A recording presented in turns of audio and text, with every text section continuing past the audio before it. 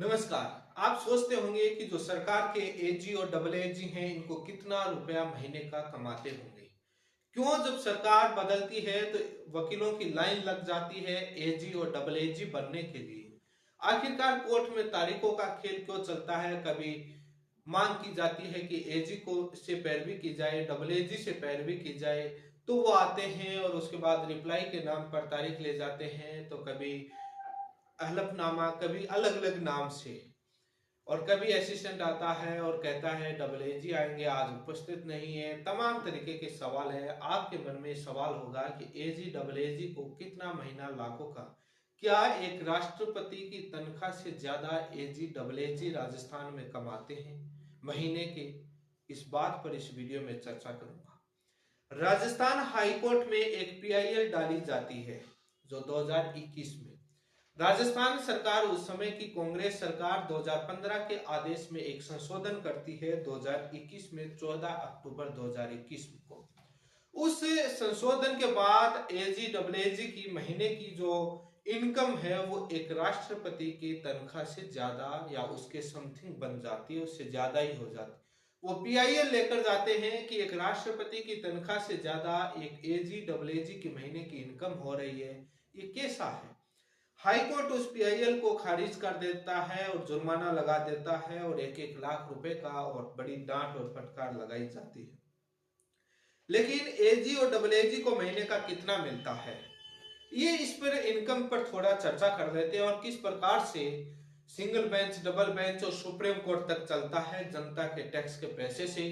और क्यों ये मामले भले ही सरकार हर बार हार जाए लेकिन कानून के आखिरी दांव पेश तक उन बेरोजगार छात्र या उन पीड़ितों के खिलाफ लड़ते रहेंगे। कभी भी ये कानून की सलाह देने वाले अधिकारी और वो नहीं कहेंगे कि यहीं रुक जाना चाहिए, फैसला सही है। क्या इसमें है, इन तमाम बातों को चर्चा करेंगे। आप चैनल को सब्सक्राइब जरूर कीजिए ताकि कई जानकारी आपको मिलती रहे। एजी डबल एजी को 2015 के आदेशानुसार, 2015 के आदेश था उस हिसाब से एजी को 42,000 रुपए, 42,000 रुपए पर महीने मिलते थे। डबल एजी को 33,600 रुपए मिलते थे और उसमें हर साल 10% इंक्रीमेंट का रूल था।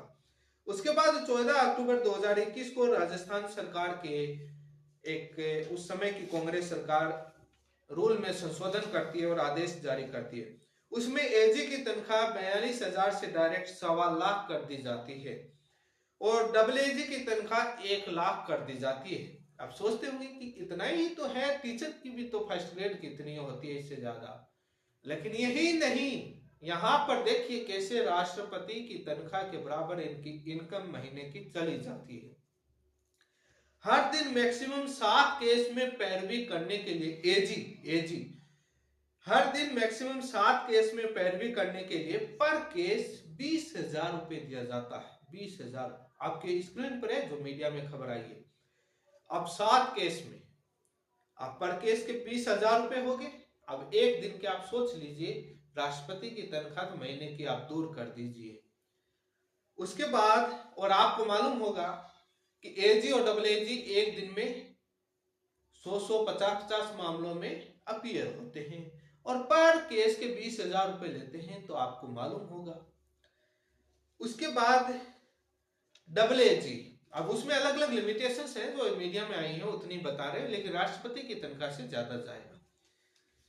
डबल एजी 1 लाख रुपए पर महीने के लेता है, लेकिन मैक्सिमम 5 केस में पर केस में 10,000 रुपए।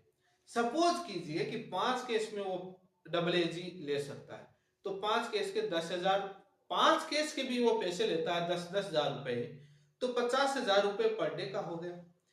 यदि 7 केस में एजी लेता है 20,000 रुपए, तो 1,40,000 रुपए।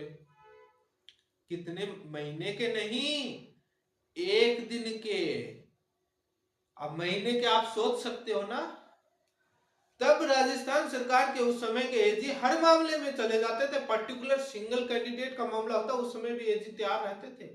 चाहे रीट का प्रश्न उत्तर का मामला हो, चाहे बाकी और पर कैंडिडेट के मामले में एजी तैयार रहते थे। आरक्षण वाला मामला था 2018 वाला, हर केस में कितने ही केस में जाते। क्योंकि एजी है, जाना चाहिए, क्योंकि कानून के हर मामले में पैरवी करने का, क्योंकि एजी डबल एजी बनाए गए इसीलिए कि सरकार के हर मामले में पैरवी करें। लेकिन इनकम जाने पर ऐतराज नहीं। इनकम देखिए, पीआईएल में जो मांग की गई वो उसमें है, बट खारिज कर दी गई हाईकोर्ट ने।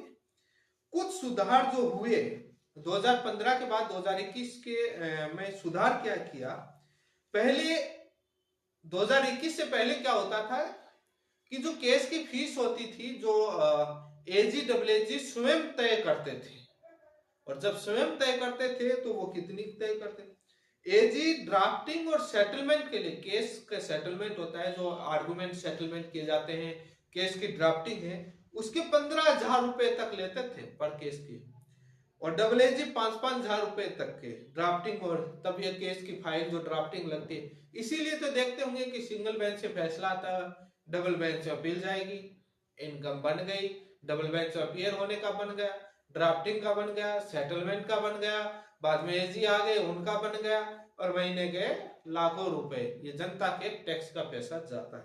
इसीलिए जब सरकार बदलती है तो एजी और डबल एजी बनने के लिए वकीलों की लाइन लग जाती है, क्योंकि तनख्वाह राष्ट्रपति की महीने की तनख्वाह से ज्यादा इनकम है।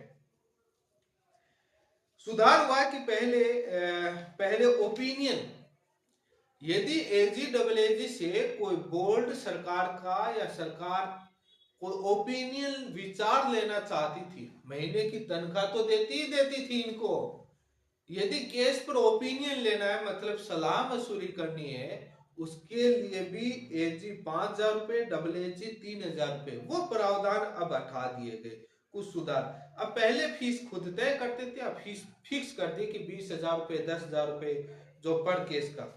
अब यह मामला आपके समझ में आया होगा कि सिंगल बेंच, डबल बेंच, हर मामले में आप देखते होंगे, जैसे पशुधन सहायक भर्ती में चाहे बोर्ड का एजी हो, डबल एजी हो, चाहे वकील सरकारी वकील हो, सबका फंडामेंटल अलग अलग डिपार्टमेंट वाइज के अलग होते हैं, लेकिन सबका वही होता है। तभी पशुधन सहायक भर्ती में देखा single bench, double bench, supreme court, review petition तमाम चला, और ये तमाम भर्तियों में चलता है, नीचे से लेकर ऊपर तक मानते नहीं, क्योंकि जो सलाह दे रहे हैं, जिनसे ओपिनियन मांग रहे हैं, कानूनी डिपार्टमेंट होता है वो भी देता है, लीगल ऑफिसर होते हैं, और एजी डबल एजी से भी ओपिनियन मांगे जाते हैं, अलग अलग डिपार्टमेंट के अलग अलग प्रोसीजर के थ्रू वैसे होता है।